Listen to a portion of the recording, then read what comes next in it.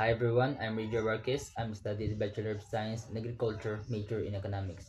My profile: I'm an agriculturist seeking an entry-level positions to apply hands-on skills where I can use my knowledge and technical skills in crop production, pest management, and sustainable farming practices. My work experience: first is agriculture intern in Greenfields Farm in Cagayan de Oro City.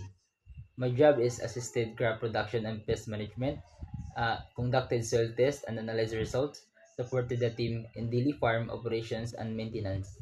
Second is farm assistant in Sunrise Agriculture in Northern Mindanao. My job is help with planting, watering, and harvesting crops, monitored plant health and reported issues, maintain farm equipment and tools. The third is field worker and local community farm in Cagayan de Oro City. My job is assisted with planting and watering crops, help maintain cleanliness and organizations of the farm.